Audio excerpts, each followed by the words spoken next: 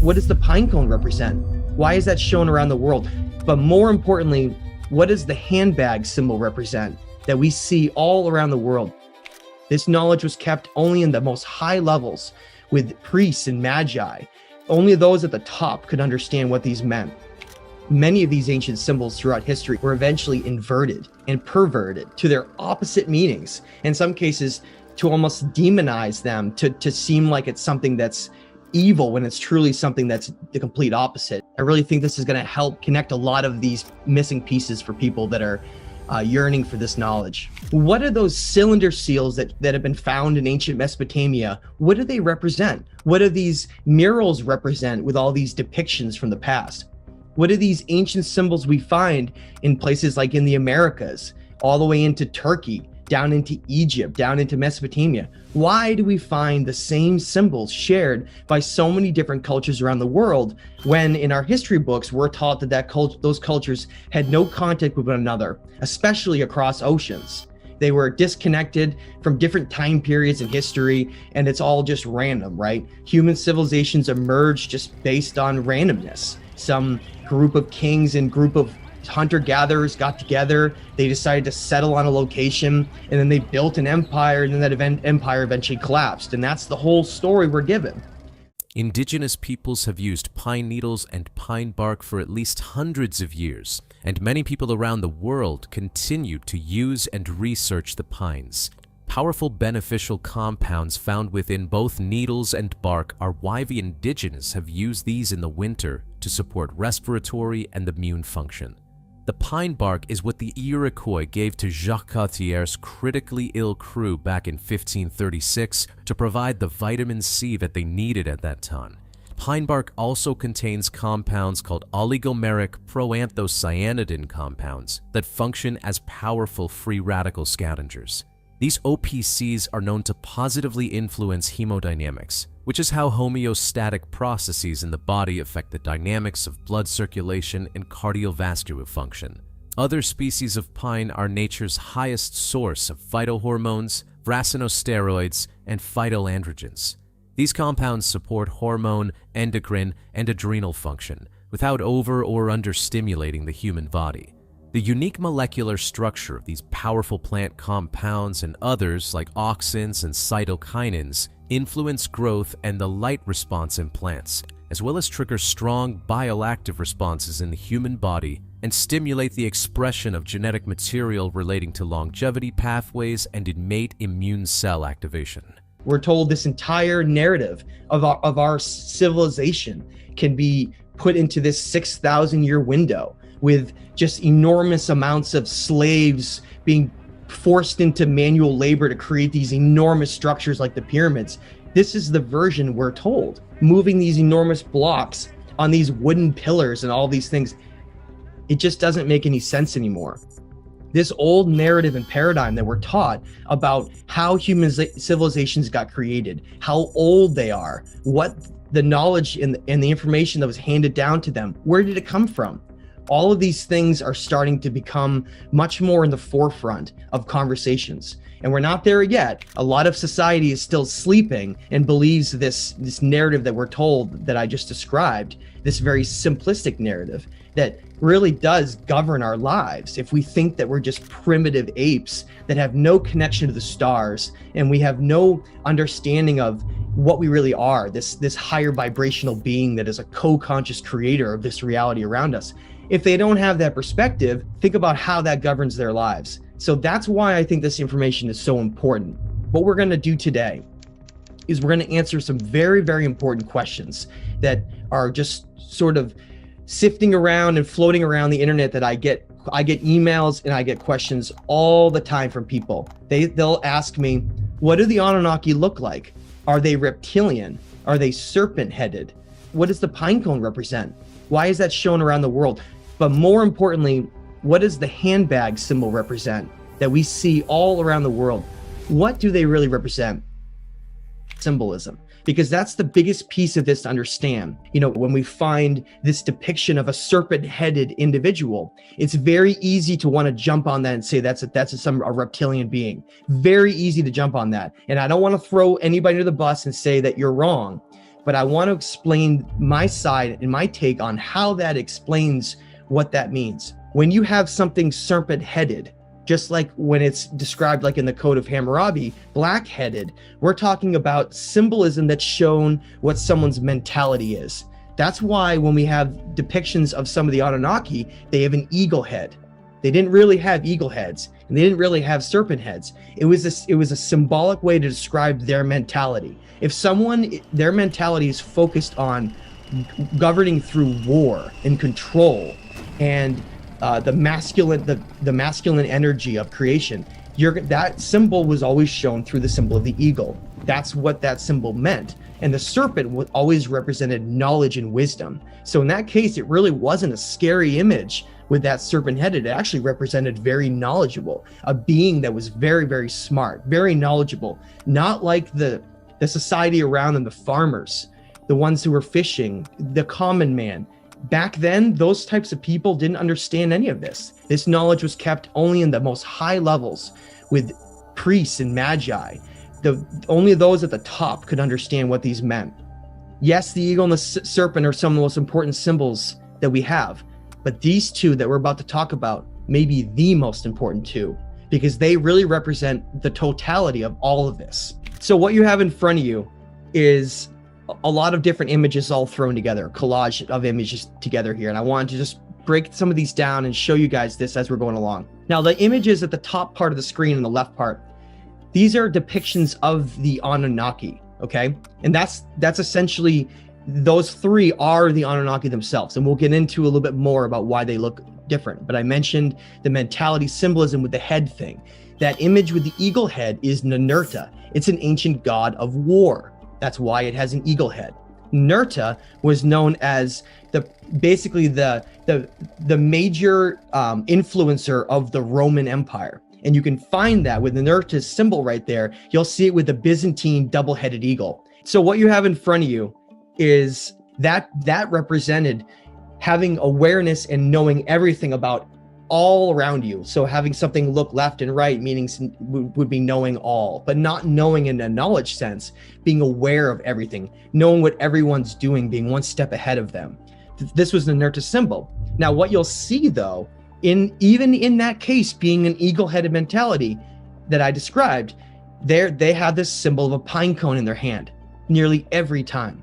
They're holding that pine cone and pointing in a certain direction. And as we go along, looking at these specific murals from Mesopotamia that I'm going to be talking about, which reference either kings or the Anunnaki, I want people to remember what you're looking at, everything has meaning. Every little curl, every little mark, every single thing they put in these designs means something. That's what's so fascinating about it. I've literally stared at some of these for hours and hours on end, just try to figure out what they're representing.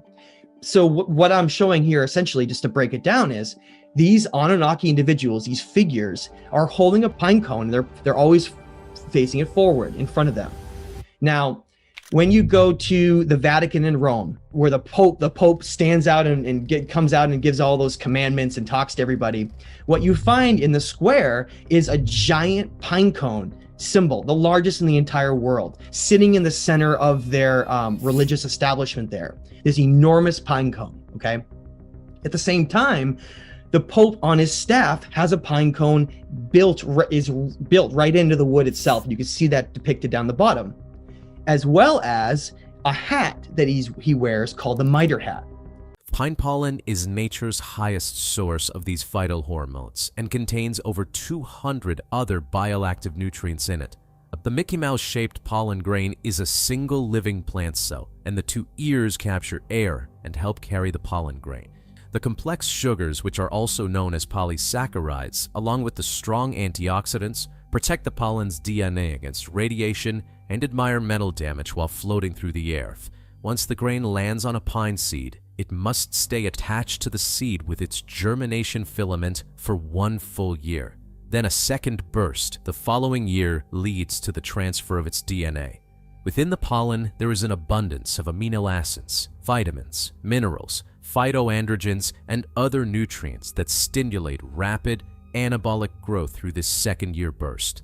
While many pollens act as irritants for many people, pine pollen from the Ponderosa and lodgepole species rarely reacts negatively with humans and have been used in traditional Chinese medicine for at least the last 2,000 years to support healthy reproductive and libido function in the human body. Pine pollen is also nature's highest source of DHEA, dihydroepiandrosterone, which is a sterone that both male and female hormones can be created from. This is commonly known as the youthing hormone. It has been studied extensively for its relation to the brain, mood, outlook, and neurobiological phenomena. The scientific journal Nature published a shockwave paper showing what happens to the human brain when DHEA is present, and showed that compared with placebo, DHEA reduced activity in the amygdala and hippocampus, enhanced connectivity between the amygdala and hippocampus, and enhanced activity in the RACC, rostral anterior cingulated cortex. DHEA reduced memory accuracy for emotional stimuli and also reduced activity in regions associated with conjunctive memory encoding. The implications of the results of this study showed that DHEA supported healthy activity in regions associated with generation of negative emotion and enhanced activity in regions linked to regulatory processes. In other words, the ability to process emotions in a balanced and healthy way was positively influenced. DHEA is also known as a strong compound in its ability to stimulate two important neurotrophins, known as nerve growth factor, NGF, and brain-derived neurotrophic factor, BDNF. The activation of these receptors regulate the healthy production of new neurons and the maintenance of existing neurons, and their axonal and dendritic connections. Ample production of NGF and BDNF in the human body supports the biological functions of increased mental and physical energy levels, muscle strength, immune system function, and metabolic functioning.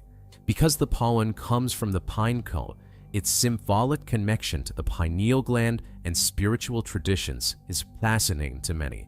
The Fontana della Pina at the Vatican shows a pine cone that many believe represents knowledge about the pineal gland. The pineal gland produces melatonin and helps regulate circadian rhythms and cycles of light based on photons hitting the retina of the eye and stimulating a sequence of various electrophysiological effects. The pineal gland has also been shown to have an intimate connection to the hypothalamic pituitary adrenal axis, HPA axis. Thus, pine pollen's unique combination of nutrients and phytohormones that functionally stimulate the brain makes this a highly prized and valued food source. Now, when you look into the story of the Dogon, the ancient tribe that's in western Africa in the country of Mali, you find out that this Dogon tribe had all of this knowledge about the stars and the heavens way before the first telescopes were ever invented, before they ever had influences from other cultures. You just had this remote tribe in the middle of the Western Africa that had knowledge about the heavens that literally no one had knowledge of at that time, or very few select groups. And so when French anthropologists first came over to meet them in the 1930s, they couldn't understand how this tribe knew the detailed alignments and celestial movements of Sirius A, B, and even C. And Sirius B hadn't even been discovered yet. It wasn't discovered for years and years later until the first radio telescopes were made. And this culture somehow knew vast amounts of knowledge about our cosmos and about our planet as well. And the reason I say that, I bring up that story, is that if you look at depictions of the Dogon that they have, they show this aquatic serpent-like fish being known as Awanas. And Awanas has a hat on in those depictions, and that hat is where the mitre hat came from. And Awanas is passing on that knowledge in these depictions to these Dogon people. So when you look at the Pope today, it's simply just a reference from these ancient knowledge bringers that passed along knowledge. And Awanas wasn't really an aquatic fish being. It was just a symbol to represent Enki. And when you look at cylinder seals of Enki, you see that he essentially has these fish coming down through above him, and he's basically in charge of the god of freshwater and balance. And so all these things that we see today in these corrupted religious establishments and these inverted truths of these symbols, they all go back to a much more ancient time before they really became inverted to their opposite meanings, just like something like the swastika. All those things were either inverted or hidden so that we no longer understood what they are. The pine cone is absolutely, it's all around the world. We find it in Hindu cultures, we find it in Egyptian cultures, we find it all around the world. As we're going to get into in a second, we know that the pine cone represented knowledge, the passing of knowledge and wisdom. We know that. The pine cone represented both our third eye, the pineal gland within the human brain, as well as it represented this honeycomb hexagonal design, the seeds of life, the seeds of knowledge that represented basically this intelligent design behind all of nature itself. So they decided to use, of any symbol in the entire world, the pine cone represented the passing of knowledge and wisdom. And that's why it's shown being pushed in front of themselves and being handed to other cultures. The pine cone in the handbag is literally shared by every single area in the world. We can establish that there were what we find evidence for lost civilizations. And that's why this is so important, because these symbols that we find in all these different parts of the world, where we also have megalithic structures and sophisticated things that were built that would have been impossible for a primitive culture with Bronze Age tools, we find these same symbols. And that's what's so important about defining them, because it allows us to say, that's who influenced them to create those civilizations. And that's why they're so similar to others. What we have on the screen is probably the most debated of all of the symbols that exist today, is the symbol of the handbag. Now, I will fully admit, when I first started studying this, I thought it was some kind of a bag that maybe held psychedelics, to like psilocybin or something, to help expand some culture's mind or something when they're in a church. I couldn't understand, well, what is in that bag? You know, what are they providing? And there's been so many individuals that said, well, it represents technology, some kind of technology they had that helped them to build the civilization. And this is where I've come to, and this is where I want to try to lay down the definition I think makes the most sense to connect with the pineal gland. And it's going to make more sense as we go along, because we have depictions with all of them together in the next coming slides. So we'll put all this together in one place. So the handbag symbol has been shown in almost every single place that we have megalithic lost civilization imagery and structures around the world. We find these symbols. This handbag, now on the left side is Pillar 43 at Göbekli Tepe. So we see the same handbag symbol there, and that's in Turkey. Now the image in the middle is one of these Anunnaki images with the pine cone holding it out, and then the handbag down below. The following one on the right is from Mexico, La Venta, Mexico, with the Olmec. And you can see Quetzalcoatl, Kukulkan Quetzalcoatl up behind him with essentially an Olmec individual with a head of a serpent as well, like serpent headed, remember? Holding and passing along a handbag. So what does this mean? What does it really represent? Well, think about what the previous symbol represented, the passing of knowledge, okay? The passing of knowledge to another individual, not just generic knowledge, higher knowledge, knowledge of everything. If you were to try to sit down and explain to someone everything to have them understand from a higher level, understand the balance of nature, understand consciousness, energy, understand the cosmos, understand how to create a civilization. All these things come into, that's what's needed for an individual to be able to do what they've done throughout history in these empires.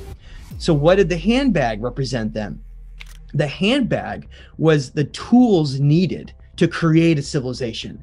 So if you sit down with someone and you are passing the pine cone of knowledge, you're just telling them something. You're telling them knowledge. You're having them understand, like what I just described, the nature of reality, understanding energy, all those things. That's one thing, right? To have knowledge, to have it and understanding is one thing. But how do you create a civilization?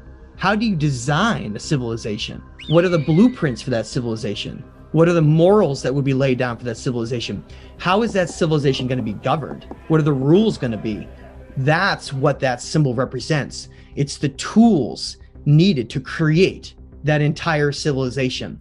So that's why you have a pine cone from the knowledge side, and then here is coming right next to it, holy. But notice he's not passing along. In some cases, he's passing along the pine cone and passing along the bag, but in other cases, he's holding it by his side as well. These individuals, they are the keepers of knowledge and the keepers of how to create civilizations. They're the ones that jump-started every major advanced, sophisticated civilization we can around the world. When we see lost civilizations, this is where these influences came from. They came from those who are passing along knowledge through the pine cone and the tools to create civilizations around the world.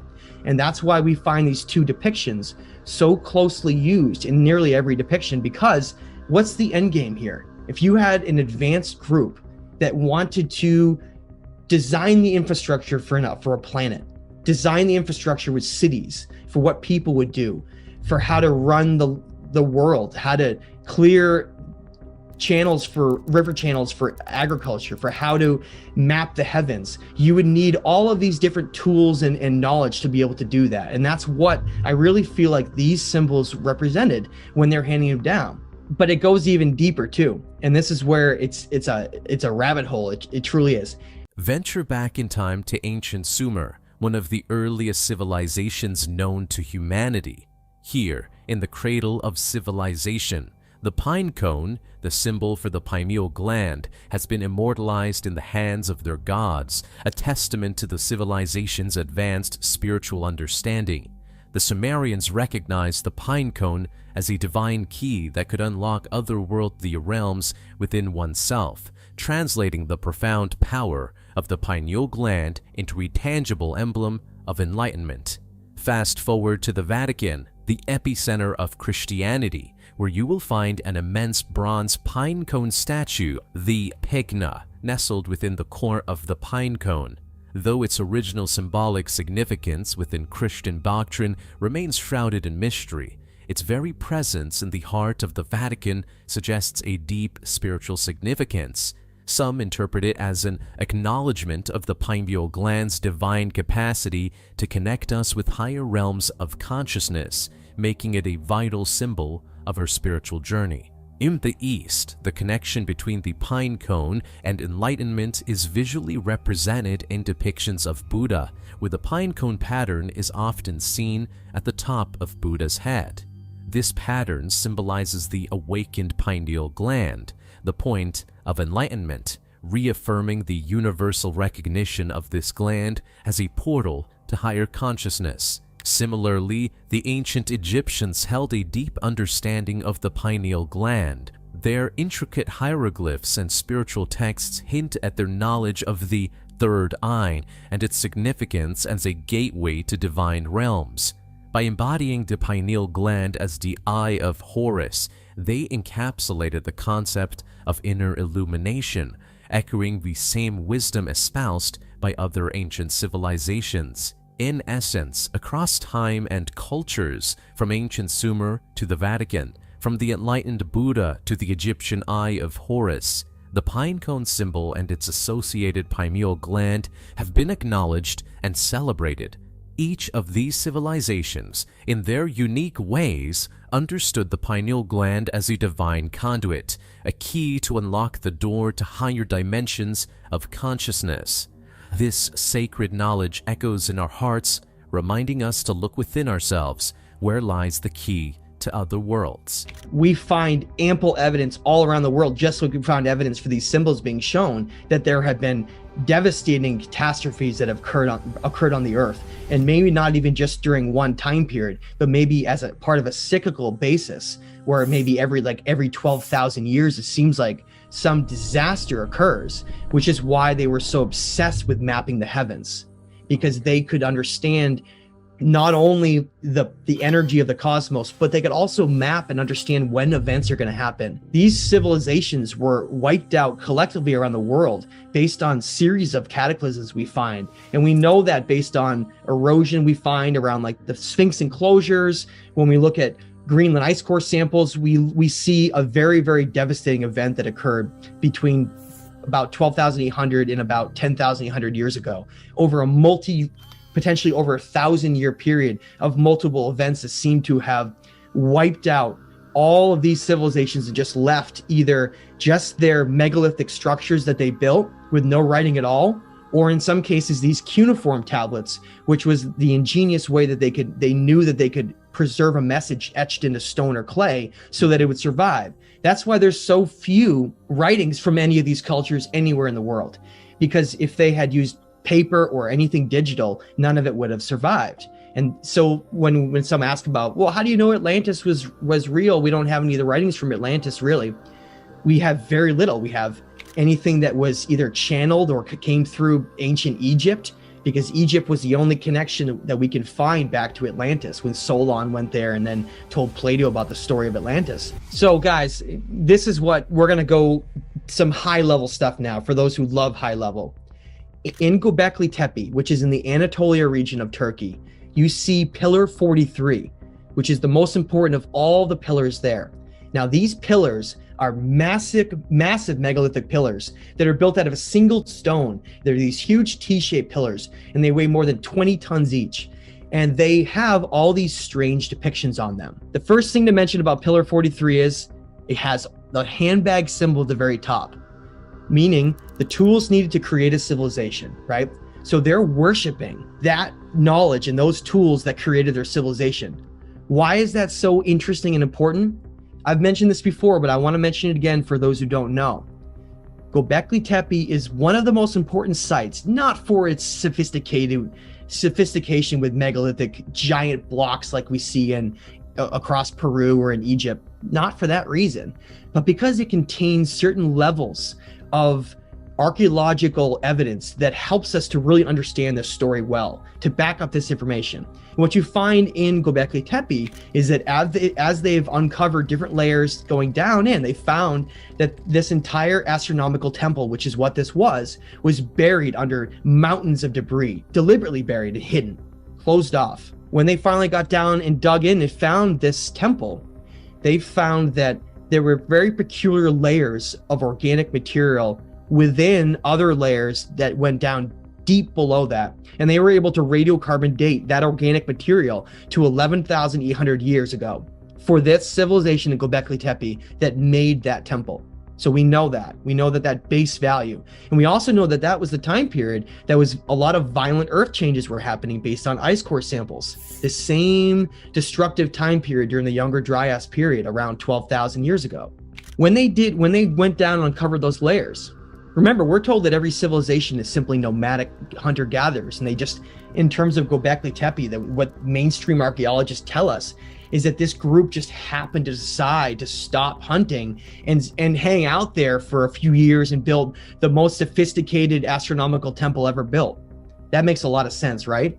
But what makes more sense is when you go down through the layers, you find that in the layers right below where this construction was done, we do find hunter-gatherer evidence, extensive hunter-gatherer evidence. There were hunter-gatherers moving through this region, but then right above it, within a very, very short amount of material, only within years, say, of material that could have been accumulated, we see all the sophistication that comes out of nowhere. Agriculture starts getting practiced. Cities are built. We find sophisticated society has emerged on this site out of nowhere. Seemingly out of nowhere. And then what do we find on that pillar? Those handbags shown like if you were, let's say you were a hunter-gatherer group, you were living in that region, hunting wild animals and living off the land. And all of a sudden, this group of enlightened individuals comes in and teaches you all of this wisdom and knowledge. They completely change the structure of your society. They give you all these tools. They give you understandings they teach you how to farm. They teach you about the cosmos. They teach you about consciousness. They give you all this information and knowledge. They give you the tools to create those civilizations, and then they leave. What are you going to do? You're going to worship them. You're going to worship them, either them where they came from, or even just celestial understandings of energy, and we'll get into that in a second. But now look what's below the handbag symbols. We see a vulture, okay? And we see a vulture who's got a circular round thing above his arm. And some have speculated that that's a comet or an asteroid. Now look below the vulture, you see a scorpion. Now let me break this down what I wanted to explain here and describe is, notice on the left, you have the handbag symbol in the top, and then you have the vulture and the scorpion. Now, if we look at up in the cosmos, we find that we see strikingly similarities with what's known as Cygnus. It's the constellation of Cygnus and Scorpius represent those depictions. And now they're in a look at the alignment of them. Not only are they shown on this cosmological chart, they're in the exact same position to each other. Look at Cygnus and look at Scorpius below it. Now at the top, Cygnus is connected to a star. There's a star right above its wing. That star happens to be called Deneb, and it's one of the brightest stars, not in our region, but the entire galaxy. One of the most illuminating stars in all of the galaxy happens to be right above Cygnus. So we find Cygnus and Scorpius in this depiction at Göbekli Tepe with handbags right above it. Now there's one more incredibly interesting piece of the puzzle. Just so happens that Cygnus and Scorpius are in what's known as the Dark Rift of our galaxy. The Dark Rift is an area of the galaxy that has the highest amount of dark energy of our entire galaxy, is in that location. For those who don't know what dark energy is, it's when you think of a system of balance, as above, as below, you find when you look at something like the underworld and heaven, higher and lower dimensions, there's always balance no matter what. Dark matter would be like the equivalent of the underworld for our planet, but in the galaxy. It is the other side of matter. Everything is always balanced. Now, guys, this is probably, I would have to argue, my favorite depiction of any mural in the world. It may seem silly, but something like this can answer almost everything. Think about all the stuff we talked about. What does the pine cone mean? What does the handbag mean? They're right here, but we get a lot more information than just that. Now, guys, I'm going to break this whole thing down, and this is where I think is going to help connect a lot of pieces for people, a lot of these clues that remain hidden. Now, like a puzzle piece to try to put together this lost story of history, you take it one piece at a time. So once you know the pine cone means the passing of knowledge and wisdom, you put that piece into place. Then you understand how they're holding the handbag. You put that piece into place. If you have the understanding that beings that have wings, it's supposed to represent gods, ascended beings that are from other dimensions, you put that piece into place too. And what do you get? You get a depiction here that tells an entire story. It tells an entire story of what occurred in the past to create sophisticated civilizations. Now let me break it down. Notice there's two individuals in the center that are surrounded by what's called the Tree of Life. And then there's two individuals on the outside. And then above the Tree of Life, the winged solar disk with Anu in the center, okay? Now, Anu is like running the wheels of this tree, this life, like balance. And the more you learn about the Anunnaki, the more you find that they're obsessed with maintaining balance. They did a lot of bad stuff here, but because of that, they had to do certain roles and responsibilities to regain that balance. And that's one of the obsessions they always have, no matter what you look at. That's why the Tree of Life is always depicted. This balance of life here, this balance of nature, the creation of life. It's all balanced by, according to them, the Anunnaki are in charge of that. That's their responsibility, okay? Now, I used to think that this was supposed to depict all of the Anunnaki. These were 4 Anunnaki. That's not right. That's incorrect, and it took me a long time to understand that. The way you know that is not just by the wings. Look at what they're wearing on their heads. Notice that very carefully. Besides wings, the Anunnaki, if they're shown with their physical head, not a serpent or an eagle, they're always shown the same way. They have horns, ringed horns around their helmet, and they always have 3. That's a status symbol for the Anunnaki. That means that the 2 individuals on the outer side, and it doesn't really mean on either side. Remember, it represents both sides, right? Balance. The 4. The 2 on either end, and the 2 kings in the center. Now notice, the kings are the same height as the Anunnaki. They're the same height as the Anunnaki. Now look, the Anunnaki aren't reptilian. All the Mesopotamian kings that are depicted all throughout history when we look at Ashur, when we look at King Hammurabi, when we look at Sennacherib, when we look at Ashurbanipal, notice they look just like the Anunnaki, like they're imitating them, right? They have the long locks of hair all braided. But what do they not have? Notice what's on their head. They don't have any horns. They have a completely different type of symbol on their head. And they don't have handbags or pine cones. You see that? It's telling you a story. The Anunnaki had bloodline king offspring based on which are called the Nephilim. Okay, we know that when we look into we look into Genesis, we look into Book of Enoch, all kinds of ancient stories from the past. It extensively talks about that giants were once here, that ancient kings really weren't what we thought they were. They were actually like bloodline Anunnaki kings directly from their bloodline. And so their obsession here was to have their seed rule over the society. So these kings are direct bloodline kings of the Anunnaki. They're being given the knowledge and wisdom to create civilization. Okay? And that's why they're depicted in the center around the tree of life. Now notice what they're carrying. In their left arm, they have what's known as the masculine rod of kingship, of ruling. And it was always males. So they have the masculine rod, and then look what they're doing. Just like you see, they're pointing the way. It is their way or nothing. They are handing down the rules and responsibilities that the Anunnaki gave to them, almost like an emissary that works for someone that's very powerful. They're the ones who are supposed to then use all of that knowledge, the tools to create a civilization, the knowledge, the laws handed down to them, specific laws. It was all under one umbrella called kingship. Everywhere is the same phrase. Kingship was lowered. Kingship was lowered here. Kingship was lost, then relowered. And we're going to get into that in a second. But essentially, you have the Anunnaki having these bloodline kings that they feel are superior, that should rule over the rest of society. They're telling them the way to create those civilizations and how to govern them. And in the center, you have the Zoroastrian symbol with Anu, who's basically pulling the wheels. He's on almost like the bike of life. He's the one who's in charge of all of the Anunnaki in balance.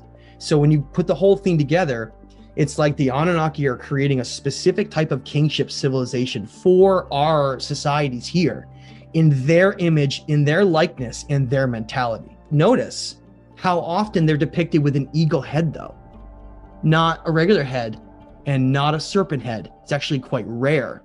You do see it, like when I showed you in La Venta, the Olmec, how they show Kukulkan coming up with the serpent. Yeah, it's there, but it's much more rare. What does that mean? It means that the majority of the time, the Anunnaki, when they were creating these civilizations, created them to be warlike empires, which is why throughout history, it's always been governed by war, because it's the easiest way to control civilizations and keep them in a lower state of consciousness. There's always been this battle of the Anunnaki where they didn't want us to become greater than them. You what, mate?